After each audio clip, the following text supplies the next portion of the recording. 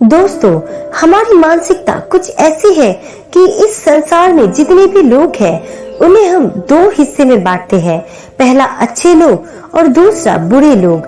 पर हम कभी भी ये प्रश्न अपने आप से नहीं पूछते कि कोई व्यक्ति अच्छा या बुरा क्यों बन जाता है, क्योंकि आवश्यक सवाल ये नहीं कि हम अच्छे कैसे बने, बल्कि आवश्यक सवाल ये है कि हम इतने बुरे क्यों बन गए हैं और हम बुरे काम क्यों करते हैं। दोस्तों, आज हम गौतम बुद्ध की इस कहानी के माध्यम से जानेंगे कि क्यों कोई व्यक्ति बुरा बन जाता है और बुरे काम करने लगता है।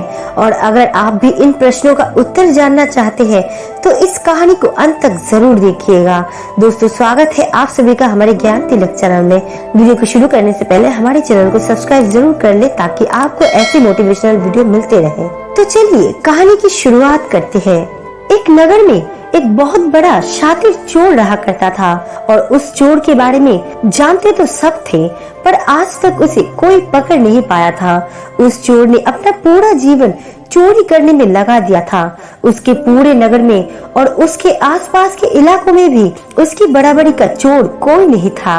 उस चोर का एक बेटा भी था जिसे वो अपनी तरह एक शातिर चोर बनाना चाहता था। वो शातिर चोर अपने बेटे को हमेशा एक ही बात सिखाता था कि बेटा, कभी भी किसी साधु सन्यासी का उपदेश मत सुनना। अगर कोई तुमसे कुछ भी कहने लगे तो अपने कान बंद कर लेना और वहां से भाग जाना। उस चोर का बेटा उसकी इस बात को बचपन से ही सुनता आ रहा था, जिसके कारण उसके मन में ये बात बैठ गई थी। क्योंकि उस लड़के का पूरा ध्यान चोरी करने पर ही था, इसलिए वो भी अपने पिता की तरह एक शातिर चोर बन जाता है।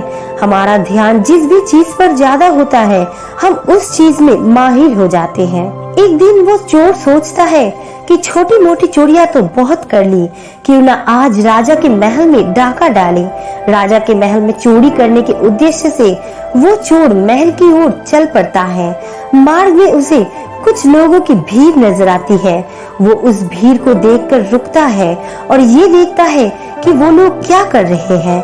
जब वो चोर भीड़ के करीब जाता है तो वो देखता है कि सभी लोग एक एक करके सन्यासी के चरणों में गिरकर उनका आशीर्वाद ले रहे हैं। वो सन्यासी कोई और नहीं बल्कि गौतम बुद्ध थे। वो चोर बुद्ध को देखकर उनकी तरफ आकर्षित हो जाता है, क्योंकि उसने भी पहली बार इतने तेजस्वी व्यक्ति को देखा हुआ था। अचानक उसे अपने पिता की बात याद आ जाती है कि साधु सन्यासियों से दूर रहना चाहिए। एक बार को वो सोचता है कि वो वहाँ से चला जाए, लेकिन फिर उसके मन में ये प्रश्न उठता है कि पिताजी ऐसा क्यों कहते थे। इस प्रश्न का उत्तर जानने के लिए वो चोर सभी लोगों के साथ बैठ जाता है और गौतम बुद्ध का उपदेश सुनने लगता है। बुद्ध उस उपदेश में झूठ बोलने की व्यर्थता और विश्वासघात के बारे में बताते हैं। उपदेश समाप्त होने के बाद वहाँ बैठे सभी लोग अपने अपने घर चले जाते हैं और वो चोर भी चोरी करने के लिए महल की ओर चल पड़ता है।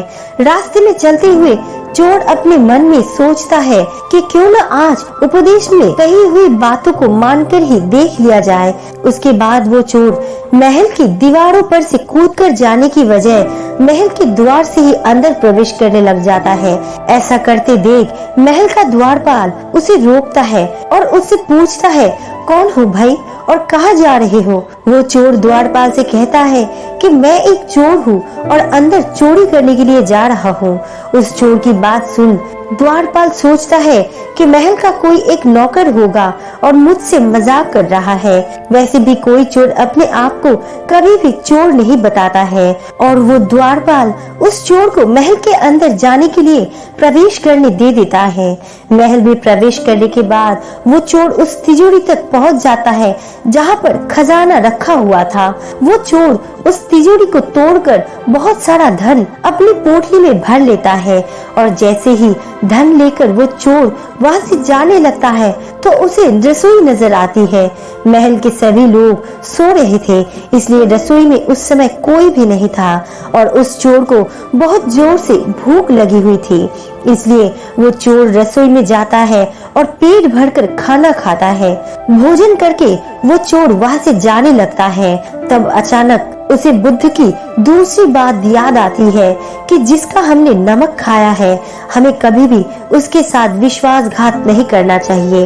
वो चोर मन ही मन सोचता है कि मैंने इन राजमहल वालों का नमक खाया हुआ है और अगर मैं इनके धन को चोरी करके ले जाऊंगा तो ये विश्वासघात होगा। इसलिए वो चोर उस धन को रसोई में ही छोड़कर जाने लगता है।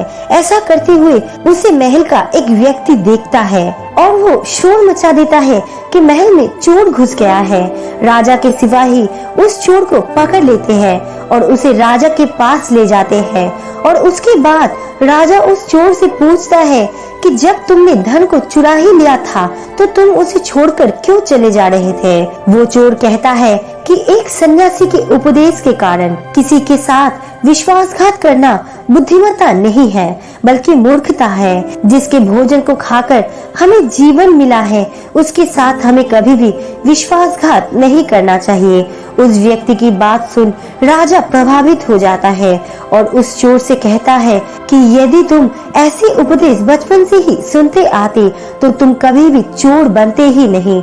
जाओ, मैं तुम्हें छोड़ता हूँ, लेकिन एक बात को हमेशा याद रखना कि सही संगत और सही उपदेश ही व्यक्ति का जीवन बदल देते हैं। दोस्तों, इस कहानी का उद्देश्य आपको सिर्फ ये सिखाना नहीं है कि आप किसी के साथ विश्वासघात ना करें या झूठ ना बोले, बल्कि ये कहानी आपको सिखाना चाहती है कि आप बुरे तब तक ही हैं जब तक कि आप सही उपदेश सुनना और सही संगत करना शुरू नहीं करते हैं। जो कल आपने गलत संगत कर ली थी वही आज आपके दुखों का कारण है। तो दोस्तों, आशा करती हूँ आपको गौतम बुद्ध की इस कहानी से कुछ अच्छा सीखने को मिला होगा। आपको ये वीडियो कैसी लगे हमें कमेंट्स करके जरूर बताना और अच्छी लगी तो लाइक एंड सब्सक्राइब जरूर करना। आपका कीमती समय देने के लिए दिल से शुक्रिया।